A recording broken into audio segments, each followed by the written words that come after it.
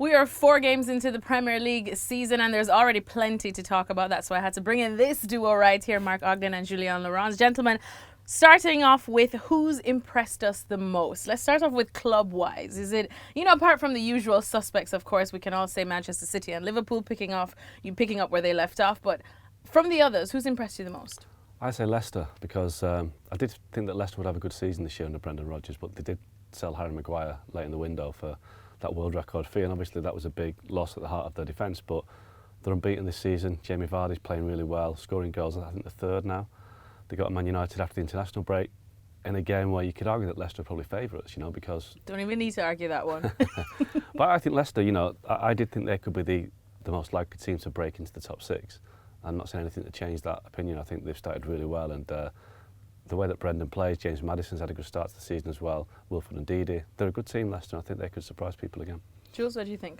I like the way the promoted teams have approached this season, because you could have thought that Norwich and Sheffield United, for example, would have taken a different approach than how they were playing last season in the Championship, and it's exactly the same style of football, the same tactics, and that might not keep them up, but at least they're giving a good go. And I like the way Sheffield United didn't give up at Chelsea, for example, at the weekend and came back from 2-0 down to get a draw. I like the way Norwich are playing even away at Anfield and against Liverpool. So, yeah, I they think actually took it to them on that match. Yeah, the second half they were very good. So I find it really refreshing and entertaining as well. What about players now? Because there's been a couple of, young ones especially that have come to the forefront, like, Daniel James coming in from Manchester United, Mason Mount there at Chelsea.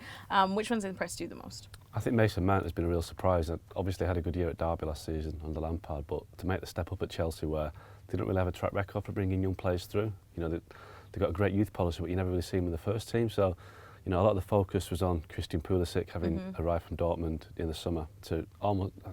It's unfair to say he was there to replace Eden Hazard, but they clearly signed him in January knowing that Hazard was going. And Pulisic will, I think he's going to be given time to bed in because Mason Mount has done so well. The focus has been moved away from Pulisic in the sense that Mason Mount has started so well. So I think that'll help Pulisic and it'll help Chelsea and it'll help Mason Mount, because for me, he's been a real star of the season so far. Jules? Again, Norwich, I like Timo Pukki and all his goals, and that hat-trick was impressive for someone, again, who did so well in the Championship, and you always have a question mark, can he do the same thing in the Premier League, and can he step up and all of that. I thought he's done really well.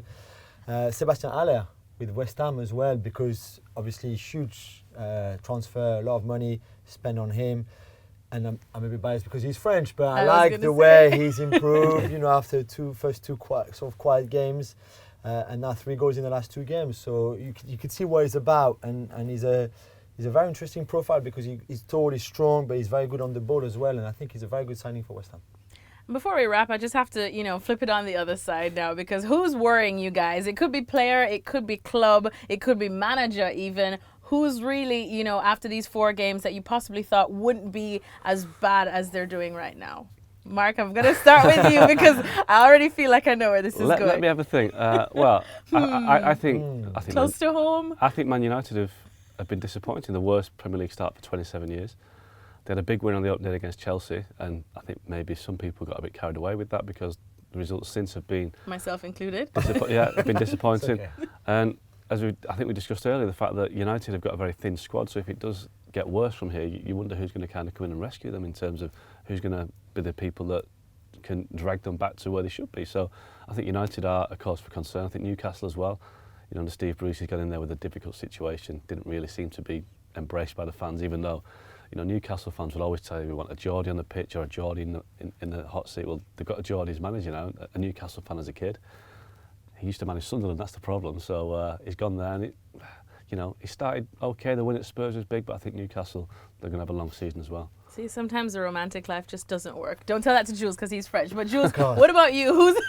Who's worrying you now? I noticed nobody really said Spurs. Yeah, Spurs in 9th, and Hugo Lloris after the game on Sunday was saying that this is not good enough so far. The draw at City and the draw at Arsenal could be seen as good result, but the defeat against Newcastle, like Oggy just said, sort of ruined those 2 good draws away from home, so that's not good enough for them. I would say Watford as well, because they had such an incredible season last year. Maybe they overachieved, to be fair, they overperformed, but I didn't expect them to start so slowly, and I think Gracia is under a lot of pressure already, this season, just with the international break now and after 4 games, and And he did such a good job last year, and they looked so solid and so ready for another good season. We were talking about them maybe breaking that top 6 or be with Everton, Wolves and Leicester around the top 6, and yet it's a horrible start of the season. It's interesting to see how much of an effect the FA Cup final had on Watford. I mean, to lose 6-0, that was a really big, heavy, humiliating defeat, and people say that these things linger on, and it looks like it's been a bit of a hangover at Watford on the back of that. All right, thank you so much, guys. 4 games in, and see, we could go on and on and on, literally. But, you know, I'll probably assemble this A squad again in another 4 games.